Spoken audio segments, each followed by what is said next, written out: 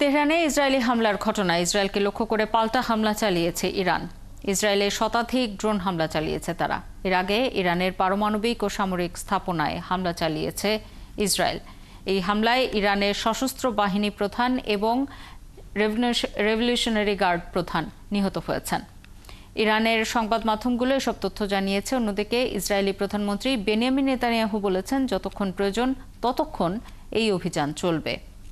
বিস্তারিত মনিরুজ্জামান বাবুর রিপোর্টে। সানবিট সব দিবে সামাল। সানবিট ম্যাজিক প্রেস ডিশওয়াশিং এর মাথা ঘোরানো সলিউশন। আশঙ্কা ছিলই, আর সেই আশঙ্কা সত্যি করে শুক্রবার সকাল থেকে ইরানের পরমাণু এবং সামরিক ঘাঁটি লক্ষ্য করে হামলা চালানো শুরু করে ইসরায়েল। ইরানি সংবাদ মাধ্যম জানিয়েছে, দেশটির প্রধান ইউরেনিয়াম সমৃদ্ধকরণ কেন্দ্রসহ কয়েকটি স্থানে বিস্ফোরণ ঘটেছে। এছাড়া হামলা হয়েছে আবাসিক ভবনেও। এই ঘটনার জেরে পরবর্তী নির্দেশ না দেওয়া পর্যন্ত ইরানের আকাশসীমা বন্ধ ঘোষণা করা হয়েছে। এছাড়া হামলার পর বন্ধ করে দেওয়া হয়েছে তেহরানের ইমাম খোমেনি আন্তর্জাতিক বিমানবন্দরের সব কার্যক্রম। এদিকে ইসরায়েলি হামলায় ইরানের সশস্ত্র বাহিনীর chief of staff major general Mohammad বাঘিরের নিহত হওয়ার খবর নিশ্চিত করেছে দেশটির রাষ্ট্রীয় টেলিভিশন। এছাড়া এই হামলায় ইরানের ইসলামিক রেভলিউশনারি গার্ড কর্পসের commander in chief Hossein Salami সহ কয়েকজন জ্যেষ্ঠ সেনা কর্মকর্তা এবং দুজন পরমাণু বিজ্ঞানী নিহত হয়েছেন।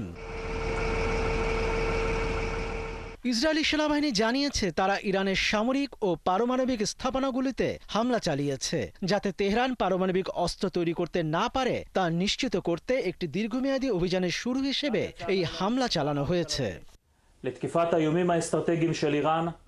এদিকে ইসরায়েলের প্রধানমন্ত্রী বেনিয়ামিন নেতানিয়াহু এক বিবৃতিতে বলেছেন, এই হামলার লক্ষ্য ছিল ইরানের পারমাণবিক কর্মসূচি, ব্যালিস্টিক ক্ষেপণাস্ত্র ও সামরিক সক্ষমতা।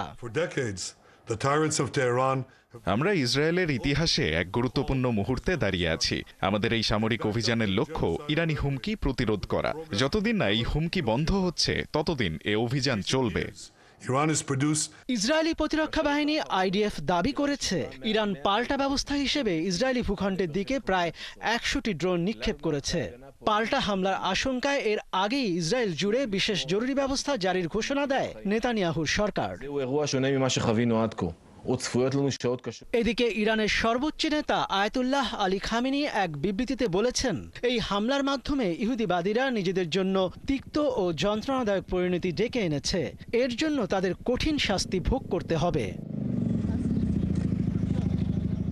এদিকে এই হামলার সঙ্গে যুক্তরাষ্ট্র সম্পৃক্ত নয় বলে জানিয়েছেন দেশটির পররাষ্ট্রমন্ত্রী মার্কো রুবিও। এছাড়া এই হামলার নিন্দা জানিয়ে দুই পক্ষকে সর্বোচ্চ সংযম বজায় রাখার আহ্বান জানিয়েছেন জাতিসংঘ প্রধান অ্যান্তোনিও গুতেরেস। মনিরুজ্জামান বাবু, ৭১।